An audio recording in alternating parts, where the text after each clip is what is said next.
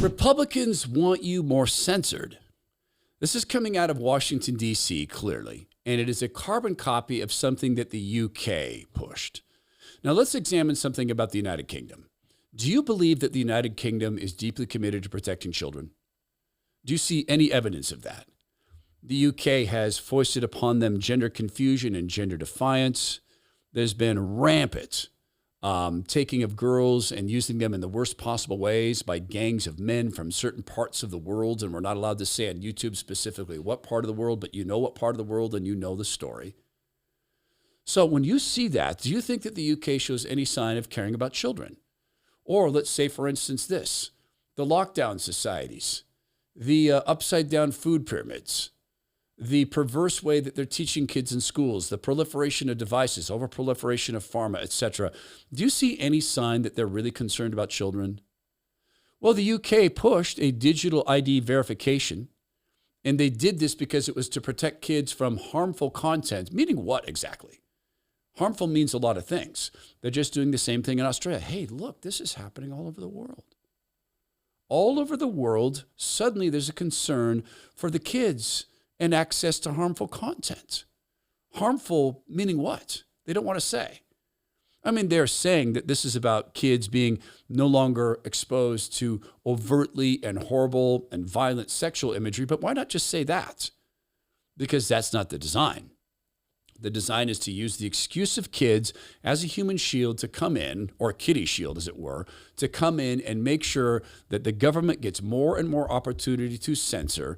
And it's about making sure that social media sites understand if we, the government, come along and say, you expose people to harmful content, and we, the government, later came and said, see, it was harmful, we're going to fine you money. So what might be harmful? In the United States, we'll talk about this carbon copy bill in a second and understand Congress isn't going to give up their protection for free speech. Because remember, they can't be sued for things they say on the House floor. They can't be sued for things they say on the way to the House floor. They will not give up their protections, but they want us to give up ours. My friends at Bizible have noticed something, so they set up a business around it. Go Bizible is their website. It's Go Bizible with a Z. They noticed something. A lot of companies, small, medium, even some big companies, think that they have corporate credit and therefore they have a protection against lawsuits, against their own assets. See, people get this in their head. Okay, well, I've got an LLC and a corporation. I've got a credit card with my logo on it. Maybe it's a debit card. Therefore, if someone were to sue my business, say an employee fell and got hurt, then went beyond labor and industries, or maybe you screwed something up, God forbid, and the customer decided to sue you, or maybe there's just a massive loss. Maybe your industry takes a nosedive, or there's a terrible turn in the economy and you take a loss.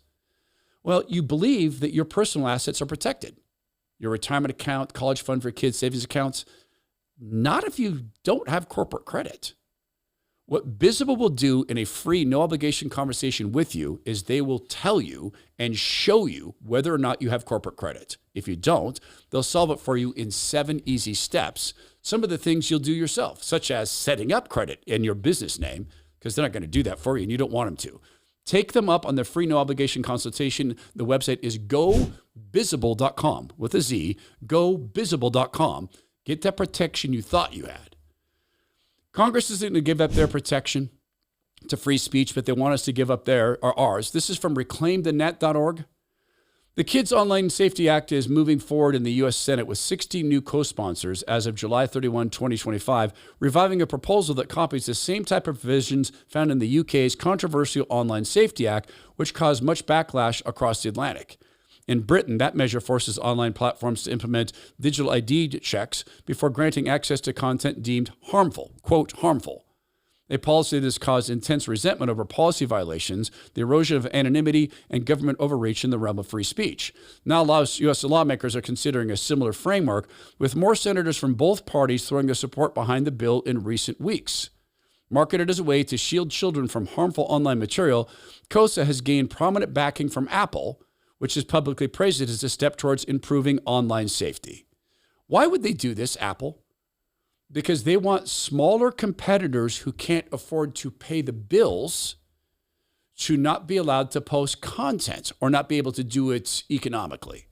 so things like Apple News could thrive, that people could take refuge in Apple News, making sure that if harmful content is out there, that people are indemnified from it in terms of finance.